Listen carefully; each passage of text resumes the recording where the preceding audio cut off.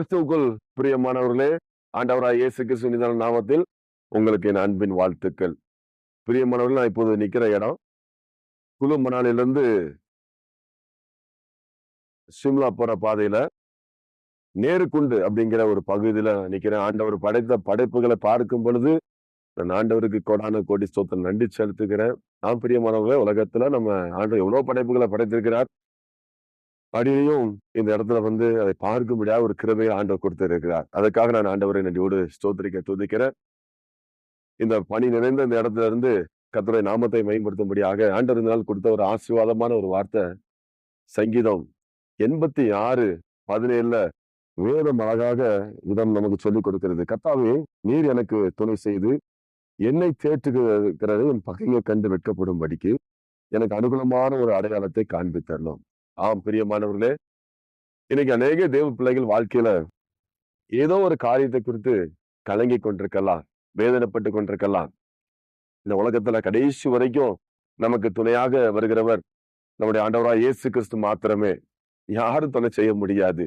சிலர் தொழில் செய்யற ஸ்தலங்களை போட்டிருப்பாங்க, அவங்களுடைய தெய்வத்துக்கு துணை என்று சொல்லி போட்டிருப்பாங்க. ஆனால் நம்முடைய ஆண்டவர் நமக்கு சதா காலமும் அவர் நமக்கு என்ன பண்ற துணையா இருக்கிறார். ஆண்டவர் நமக்கு துணை செய்யும் பொழுது நமக்கு யாரும் எதிராளி என்ன பண்ண முடியாது, இருக்கவே முடியாது.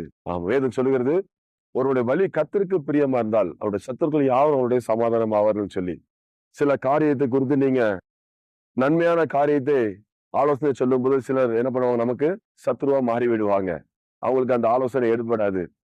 சிலருக்கு நீங்க நன்மை செய்தும் அவங்க கிட்ட கெட்ட பேர் வாங்கும் போது அவங்க உங்களுக்கு என்ன பண்ணிடுவாங்க, உங்களுடைய கண்களுக்கு பகைங்கரா தெரிவாங்க. நான் எவ்வளவு நன்மைகள் செய்திருக்கிறேனே, ஆனா எனக்கு ஏன் இப்படி துன்மார்க்கமா செயல்படுறாங்க என்று சொல்லி நினைப்பார்கள். நீங்க அப்படிப்பட்டவர்கள் குறித்து கலங்க வேண்டாம். உங்களுடைய வாழ்க்கையில நோக்கம் நீங்க நன்மை செய்து கொண்டிருக்கும்படியான காரியத்தை ஆண்டவர் செய்ய விரும்புகிறார்.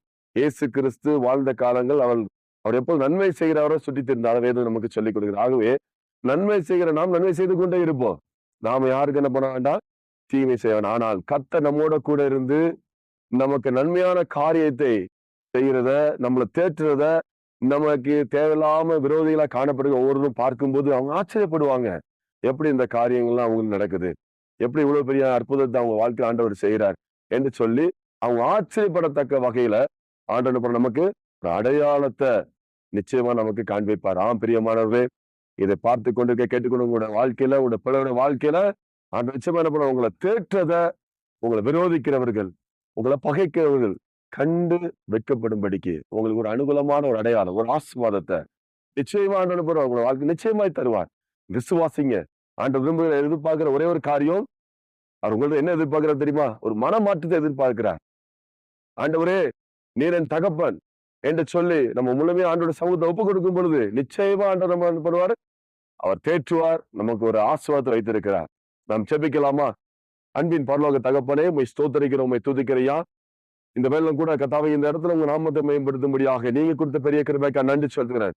கர்த்தாவே, நீர் என்னை தேற்றுகிற பகைவர் கண்டு வெட்கப்படும்படிக்கு எனக்கு ஒரு அனுகூலமான ஒரு அடையாளத்தை காண்பித்தன்னு சொல்லி வேத வார்த்தையின்படி இந்த வார்த்தையில கேட்டுக்கொண்டு இருக்கிற ஒவ்வொரு தேவ பிள்ளைகளையும் ஆஸ்வதிப்பீராக. அது விசுவாசிக்கிறவர்கள் ஆஸ்வதிப்பீராக. காத்துக்கொள்ளுங்க. மனமாற்றத்தை விரும்புகிற யாவரையும் கர்த்தர் பலப்படுத்துங்க, ஆஸ்வதிங்க.